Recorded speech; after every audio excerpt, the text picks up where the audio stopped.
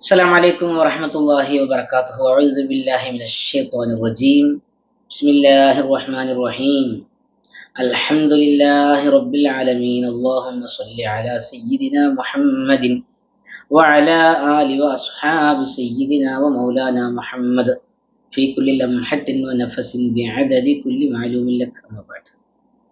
പ്രിയമുള്ളവരെ, ഇന്ന് നാം സംസാരിക്കുന്നത് ബഹുമാനമുള്ള ശൈഖുന ആലമിന്റെ ഖുതുബുൽ ആലം റഈസുസ് സാഹിദീൻ മിൻ മശാരിഖിൽ അർളി ഇലാ മഗാരിബിഹാ ശൈഖുന നൂർ മുഹമ്മദ് അബൂബക്കർ മദഊദി റളിയല്ലാഹു അൻഹു. ബഹുമാനമുള്ളവർ അവരുടെ ജീവിതത്തിൽ അവർ വഅദ് പറയുന്ന ഒരു കാലഘട്ടം, അവരുടെ കൂടെ ബഹുമാനമുള്ളവരുടെ ദർസിൽ പഠിച്ചിരുന്ന, മുതഅല്ലിമായി പഠിച്ചിരുന്ന, അന്ന് പഠിച്ചിരുന്ന വിദ്യാർത്ഥിയായിരുന്ന ഒരു പണ്ഡിതൻ, അദ്ദേഹത്തിൽ നിന്ന് ലഭിച്ച ഒരു അറിവാണ് ഇന്ന് നിങ്ങളുടെ മുന്നിൽ പകർത്തുന്നത്.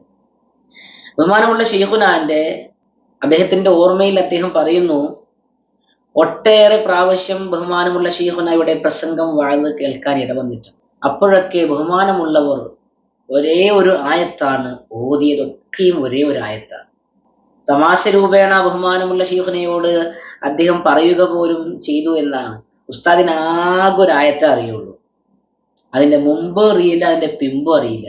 അതിന്റെ മുമ്പട്ടക്കും കീപ്പട്ടും മേപ്പട്ടക്കും ഇല്ല, കീപ്പട്ടക്കും ഇല്ല, ആ ഒരൊറ്റ ആയത്തെ ഉസ്താദിന് അറിയുള്ളൂ എന്ന് ബഹുമാനമുള്ളവരോട് തമാശ രൂപത്തിൽ പറഞ്ഞു എന്ന് ബഹുമാനമുള്ളവർ പുഞ്ചിരിച്ചു എന്നു വരെ അദ്ദേഹം പറയുകയും. ഏതാണ് ആയത്ത്? ഇഹ്ദിനസ് സിറാത്തുൽ മുസ്തഖീം. ബഹുമാനമുള്ള ശൈഖുന ആലമിന്റെ ഖുതുബ് എപ്പോൾ വഅദ് പറയുകയാണെങ്കിലും, എവിടെ വഅദ് പറയുമ്പോഴും അദ്ദേഹത്തിന്റെ അനുഭവത്തിൽ, ഓർമ്മയിൽ ഈ ഒരൊറ്റായത്ത് മാത്രമാണ് ബഹുമാനമുള്ളവർ ഓതിയിട്ടുള്ളൂ എന്നാണ്. ഈ ഒറ്റായത്ത്, ഇഹ്ദിനസ് സിറാത്തുൽ മുസ്തഖീം. പ്രിയമുള്ളവരെ, അപ്പോൾ അതിനെക്കുറിച്ചൊന്ന് പറയണമെന്ന് തോന്നിയപ്പോ സംസാരിക്കാൻ ഉദ്ദേശിച്ചതാണ്. ഇഹ്ദിനസ് സിറാത്തുൽ മുസ്തഖീം. നോക്കൂ നിങ്ങൾ, ഈ ആയത്തിൽ ഉൾപ്പെടാത്ത എന്തെങ്കിലും കാര്യമുണ്ടോ? എന്തൊരു വിഷയമാണെങ്കിലും ഇഹ്ദിനസ് സിറാത്തുൽ മുസ്തഖീമിൽ ഉൾപ്പെടാത്തത് ഒന്നും തന്നെ ഇല്ല. എന്താണ് അതിന്റെ അർത്ഥം? അല്ലാഹുവേ ഇഹ്ദിന, ഞങ്ങളെ നീ ചേർത്ത് തരണേ, ഞങ്ങളെ നീ ചേർത്ത് തരണേ റബ്ബേ. അസ്സിറാത്തുൽ മുസ്തഖീം, യഥാർത്ഥ പാതയിലേക്ക്, പ്രോപ്പർ ചാനലിലേക്ക്, യഥാർത്ഥ വഴിയിലേക്ക്, നേരെ ചൊവ്വായ പാതയിലേക്ക് ഞങ്ങളെ നീ ചേർത്ത് തരണമേ റബ്ബേ.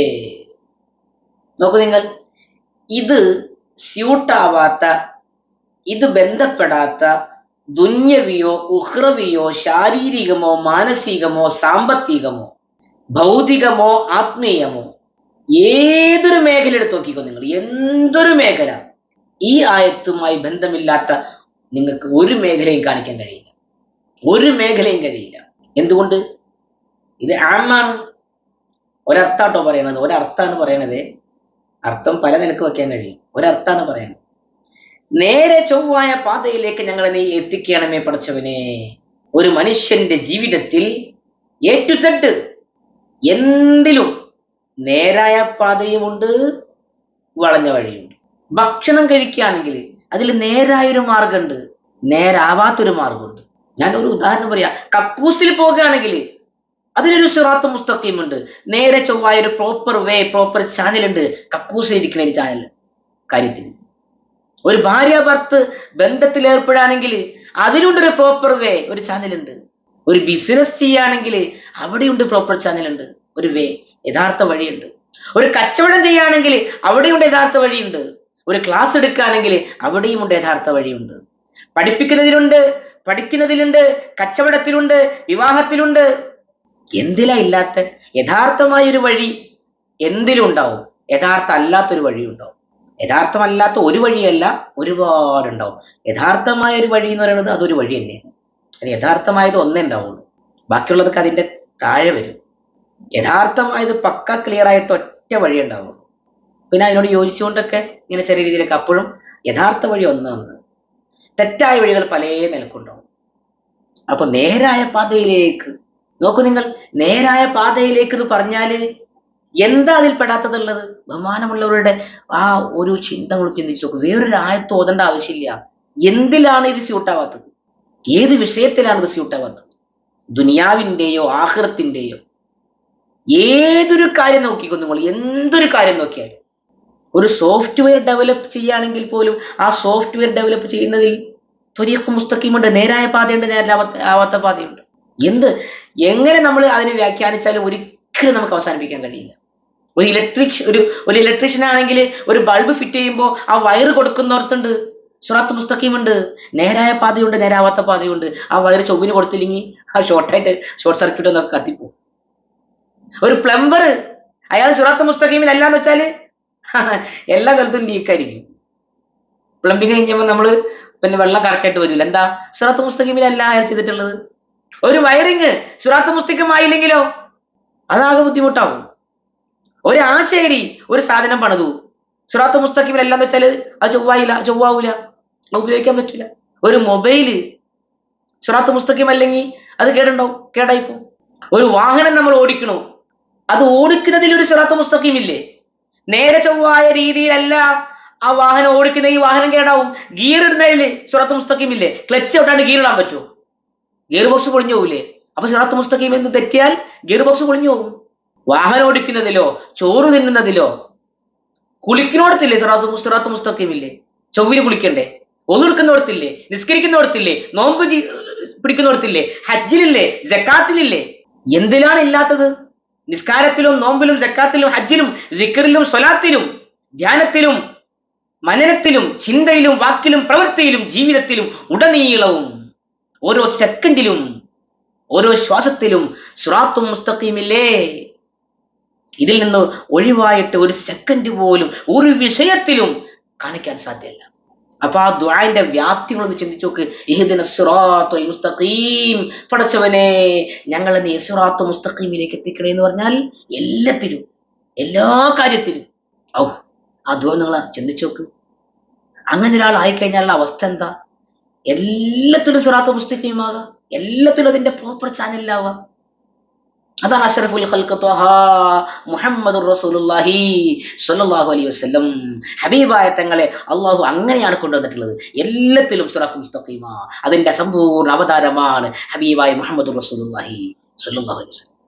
മുത്ത് റസൂലുള്ളാഹ് എല്ലാത്തിലും സിറാത്ത് മുസ്തഖീമ, എല്ലാ വിഷയത്തിലും ഓരോ സെക്കൻഡിലും സമ്പൂർണമായ സിറാത്തുൽ മുസ്തഖീം. അത് ഹബീബായ മുഹമ്മദുർ റസൂലുള്ളാഹി സ്വല്ലല്ലാഹു അലൈഹി വസല്ലം തങ്ങളാ. അതിനോട് ചേർന്ന് അതിന്റെ ശേഷമുള്ളവർ. അപ്പോൾ ആ വാക്കിന്റെ വ്യാപ്തി ചെറുതല്ല. ആ വാക്ക് വല്ലാത്തൊരു വാക്കാ, വല്ലാത്തൊരായത്താണ്. ആ ആയത്ത് വല്ലാത്തൊരായത്താ. ബഹുമാനമുള്ളവർ ഈ ആയത്ത് മാത്രമേ ചൊല്ലാറുള്ളൂ എന്ന് പറഞ്ഞപ്പോ ഞാനിങ്ങനെ ചിന്തിച്ചു പോയതാ. ബഹുമാനമുള്ളവർ ഈ ആയത്ത് മാത്രം എന്ത് പ്രസംഗിച്ചാലും ഈ ആയത്ത് ഓതുള്ളൂ. ഏത് പ്രസംഗം കൊടുത്താലും ഏത് വിഷയം സംസാരിച്ചാലും ഈ ആയത്ത് മതി, ഈ ആയത്ത് മതി. ഈ ആയത്തിലുണ്ട് എല്ലാം. ഈ ആയത്ത് ഉദ്ധരിച്ചുകൊണ്ട് ലോകത്ത് എന്തും സംസാരിക്കാം, ഏത് വിഷയവും സംസാരിക്കാം. ഈ ആയത്തിൽ പെടാത്ത ഒന്നുമില്ല. അപ്പൊ ഈ ദുആ നമ്മൾ ചെയ്യുമ്പോ ഇഹ്ദിനസ് സിറാത്തുൽ മുസ്തഖീം എന്ന് പറയുമ്പോ നാം മനസ്സിലാക്കേണ്ടത് നമ്മളുടെ അനക്കടക്കങ്ങളും സർവ്വതും എന്ത് വിഷയത്തിലും നമ്മുടെ എല്ലാ വാക്ക് പ്രവൃത്തി ചിന്ത, നമ്മുടെ എല്ലാ വ്യാപാരങ്ങൾ, നാം ചെയ്യുന്ന എല്ലാ മുആമലാത്തുകളിലും ഇടപാടുകളിലും എല്ലാത്തിലും റബ്ബേ എല്ലാ വിഷയത്തിലും ഞങ്ങളെ നീ നേരായ പാതയിലേക്ക് ചേർക്കണേ റബ്ബേ. ഇതാണ് അതിന്റെ ഒരർത്ഥം. അല്ലാഹു സുബ്ഹാനഹു വ തആല നമ്മെ എല്ലാത്തിലും എല്ലാ വിഷയത്തിലും ഇഹ്ദിനസ് സിറാത്തുൽ മുസ്തഖീം യഥാർത്ഥ പാതയിലേക്ക് അല്ലാഹു തആല നമ്മെ എത്തിക്കുമാറാവട്ടെ. ആമീൻ. നമുക്ക് ദുആ ചെയ്യാലോ. അതിൽ എല്ലാത്തിലും എത്തിയാൽ തന്നെ ആ എത്തുന്നതിന് തന്നെ അതിന് ഘടനകൾ വ്യത്യാസമുണ്ട്. എല്ലാവരും ഒരേപോലെ ആവില്ല. ഒരിക്കലും ആവൂല. ഹബീബായ റസൂലുള്ളാഹി സ്വല്ലല്ലാഹു അലൈഹി വസല്ലമ തങ്ങൾ അല്ലാഹു തആല ആ കൊണ്ടുവന്ന ആ ഒരു ചര്യ ഉണ്ടല്ലോ, അത് തന്നെ ഉള്ളൂ, വേറെ ഇല്ല. അത് വേറെ ഉണ്ടാവില്ല. അത് തന്നെ ഉള്ളൂ. പിന്നെ അതിനോട് ചേർന്നിട്ട് അങ്ങനെ കൊണ്ടുവരാൻ കഴിയുള്ളൂ. എല്ലാവരും ഒരേപോലെയല്ല, എല്ലാവരും വ്യത്യസ്തരാണ്. വ്യത്യസ്തമായ രീതിയിലാണ് എല്ലാവരിലും ഹിദായത്ത് വ്യത്യസ്തമാണ്. എല്ലാവർക്കും ഒരേ പദവിയല്ല, ഒരേ രീതിയല്ല. അല്ലാഹു സുബ്ഹാനഹു വ തആല എല്ലാവരെയും വ്യത്യസ്ത രീതിയിലാണ്, മുഖങ്ങൾ വ്യത്യസ്തമായതുപോലെ. കോടാനുകോടി മനുഷ്യന്മാരിവിടെ ഇല്ലേ? എല്ലാവരുടെ മുഖം വ്യത്യസ്തല്ലേ? ആരുടെങ്കിലും മുഖം ഒരുപോലെ ഉണ്ടോ? ചെറിയൊരു സാദൃശ്യമൊക്കെ കാണുന്നല്ലാതെ. മുഖം പോയിട്ട് ഒരു വിരല് പോലും വേറെ വേറെ അല്ലേ? ഒരു അലാ നുസവ്വിയ ബനാന ഖുർആൻ പറഞ്ഞില്ലേ? അള്ളാഹു പറഞ്ഞില്ലേ, ഒരു വിരല് പോലും അള്ളാഹു തആല ശരിപ്പെടുത്തുമ്പോ ഈ വിരലിന്റെ അഗ്രത്തിലുള്ള ആ ഒരു പ്രത്യേകമായൊരു സ്ട്രക്ചർ, ആ ഒരു ഡിസൈൻ, ഈ ഒരു വിരലിന്റെ ഡിസൈൻ ലോകത്തൊരു വ്യക്തിക്കില്ല എന്നല്ലേ? നിങ്ങൾ ചിന്തിക്കുന്നില്ല എന്റെ അത്ഭുതം? ലോകത്ത് ഇന്ന് വരെ കഴിഞ്ഞു പോയതോ ഇപ്പോഴുള്ളതോ ഇനി വരാതിരിക്കുന്നതോ ആയ ഒരു വ്യക്തിക്കും ഈ ഒരു വിരലിന്റെ ഡിസൈൻ ഉണ്ടാവില്ല. അത് എനിക്ക് മാത്രമേ ഉള്ളൂ. അതുപോലെ നിങ്ങൾ ഓരോരുത്തർക്കും അവരവരുടെ കയ്യിലുള്ള വിരലിന്റെ ആ ഒരു സ്ട്രക്ചർ, വിരലിന്റെ മാത്രം ഒരു ചെറിയ വിരലെടുത്താലും അതിലുള്ള സ്ട്രക്ചർ പോലും വേറൊരാൾക്കില്ല. അത്ഭുതമല്ലേ ഇത്? ഒരാളുടെ മുഖം പോലെ വേറൊരാളുടെ മുഖമുണ്ടോ? എല്ലാവർക്കും മുഖത്ത് കണ്ണുണ്ട്, മൂക്കുണ്ട്, മീശയുണ്ട്, താടിയുണ്ട്. ഈ കാണുന്നതൊക്കെ എല്ലാവർക്കും ഉണ്ട്. പക്ഷെ എത്രമാത്രം വ്യത്യസ്താണ്. കറുത്തോര് തന്നെ എത്ര ഐറ്റം, വെളുത്തോര് എത്ര ഐറ്റം. ചിന്തിച്ചു നോക്കും നിങ്ങൾ. ഇതേപോലെ തന്നെ അല്ലാഹു തആല അവർക്ക് നൽകപ്പെട്ട പദവികളും അവർക്ക് നൽകിയിരിക്കുന്ന പദവികളും വ്യത്യസ്തമാണ്. ഒരാളുടെ പദവിയിൽ വേറെ ആളുണ്ടാവില്ല, ഒരാളുടെ ഇൽമിൽ വേറെ ആളുണ്ടാവില്ല. എല്ലാവർക്കും വ്യത്യസ്തമായ ഇൽമുകളാ, വ്യത്യസ്തമായ പദവികളും വ്യത്യസ്തമായ തലങ്ങളും അറിവുകളൊക്കെ ഉണ്ട്. അതുകൊണ്ട് ചില കാര്യത്തിൽ ചിലരേക്കാൾ മേലെയായിരിക്കും. അതേസമയം മേലെയായ അതേ ആളേക്കാൾ വേറെ വിഷയത്തിൽ ഈ ആൾ ചിലപ്പോൾ മേലെയായിരിക്കും. അതുകൊണ്ട് നിരുപാധികം ആരും ആരെയും താഴ്ത്താനോ പൊക്കാനോ പാടില്ല. ഈ വിഷയം നമ്മൾ വളരെ ഗൗരവത്തിൽ മനസ്സിലാക്കണം. നിരുപാധികം നാം ആരെയും താഴ്ത്താനോ പൊക്കാനോ പാടില്ല. എന്തുകൊണ്ട് പാടില്ല? ഒരു വിഷയത്തിൽ ഒരാൾ മേലെയാണെന്ന് കരുതിയിട്ട് നിരുപാധികം അയാൾ മേലെയാണെന്ന് പറയരുത്. കാരണം ഇയാളേക്കാൾ ഒരു വിഷയത്തിലാണ് അയാൾ മേലെയായതെങ്കിൽ വേറെ വിഷയത്തിൽ ഇദ്ദേഹത്തെക്കാൾ മറ്റേയാൾ മേലെയായിട്ടുണ്ടാവും. അതുകൊണ്ട് അള്ളാഹുവിന്റെ ഹിക്മത്താണത്. സ്വഹാബികളെക്കാൾ ആർക്കും ശ്രേഷ്ഠതയില്ല, ശരിയാണ്. അത് ആ രീതിയിൽ സ്വഹാബികളെക്കാൾ ആർക്കും ശ്രേഷ്ഠതയില്ല. അതേ സ്വഹാബികളോടല്ലേ അള്ളാഹുവിന്റെ റസൂൽ പറഞ്ഞത്? ഉമർ ഇബ്നുൽ ഖത്താബ് റളിയല്ലാഹു അൻഹുവിനോട് മുത്ത് റസൂൽ പറഞ്ഞത് ഉവൈസിനെ കണ്ട് ദുആ ചെയ്യിപ്പിക്കണം. ഹബീബിന്റെ ഹദീസല്ലേ? മുടി ജട കുത്തി പൊടി പുരണ്ട എത്ര ആളുകളാണ് അള്ളാഹുവിനോട് കണ്ടോ, അള്ളാഹുവിനോട് വല്ലതും പറഞ്ഞ, അള്ളാഹുവിനോട് അവരോട് വല്ലതും പറഞ്ഞ അള്ളാഹു നടത്തിക്കൊടുക്കും. ഉവൈസിനെ കുറിച്ച് അള്ളാഹുവിന്റെ റസൂൽ മുന്നറിയിപ്പ് നൽകിയില്ലേ? ആരോട്?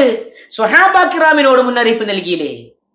സ്വഹാബികളെക്കാൾ ഉവൈസ് റളിയല്ലാഹു അൻഹുവിന് ശ്രേഷ്ഠതയില്ല, ഖൈറു താബിഈനാണ്. പക്ഷേ ചില വിഷയത്തിൽ ഉവൈസ് ഇബ്നു ആമിർ അൽ-ഖർനി റളിയല്ലാഹു അൻഹുവിന് പ്രത്യേകതയുണ്ട് എന്നല്ലേ തങ്ങൾ പഠിപ്പിച്ചത്? നിരുപാധികം പറയുമ്പോ സ്വഹാബികളാണ്. പക്ഷേ ചില വിഷയത്തിൽ ഉവൈസ് ഇബ്നു ആമിർ അൽ-ഖർനി റളിയല്ലാഹു അൻഹുവിന് സ്വഹാബികളിൽ ഇല്ലാത്ത ശ്രേഷ്ഠത ഉവൈസ് റളിയല്ലാഹു അൻഹുവിന് ഉണ്ട് എന്ന് പറയേണ്ടി വരും. എന്തുകൊണ്ട്? സയ്യിദുനാ ഉമർ ഇബ്നുൽ ഖത്താബ് റളിയല്ലാഹു അൻഹുവിനോടല്ലേ മുത്ത് റസൂൽ പ്രഖ്യാപിച്ചത്, ആർക്കെങ്കിലും നിഷേധിക്കാൻ കഴിയുമോ? ഉവൈസിനെ കൊണ്ട് ദുആ ചെയ്യിപ്പിക്കണേ ഉമറേ, നിന്റെ ദോഷം പുറത്തു കിട്ടാൻ വേണ്ടി. ഉമറേ, നിന്റെ ദോഷം പുറത്തു കിട്ടാൻ വേണ്ടി റളിയല്ലാഹു അൻഹു ഉവൈസിനെ കൊണ്ട് നീ ദുആ ചെയ്യിപ്പിക്കണേ ഉമറേ, എന്റെ സലാം ഉവൈസിനോട് പറയണേ എന്നൊക്കെ ഹബീബായ തങ്ങളുടെ ഹദീസല്ലേ? അതെന്താ? അത് ഉവൈസ് റളിയല്ലാഹു തആല അൻഹുവിന് പ്രത്യേകമായ ഒരു ശ്രേഷ്ഠതയുണ്ട്. അത് സ്വഹാബികളിൽ പലർക്കും ഇല്ലാത്തൊരു ശ്രേഷ്ഠത ഉവൈസ് റളിയല്ലാഹു തആല അൻഹുവിന് പ്രത്യേകമായ ഒരു ശ്രേഷ്ഠതയുണ്ട്. അതുകൊണ്ടല്ലേ അങ്ങനെ പറയേണ്ടി വന്നത്?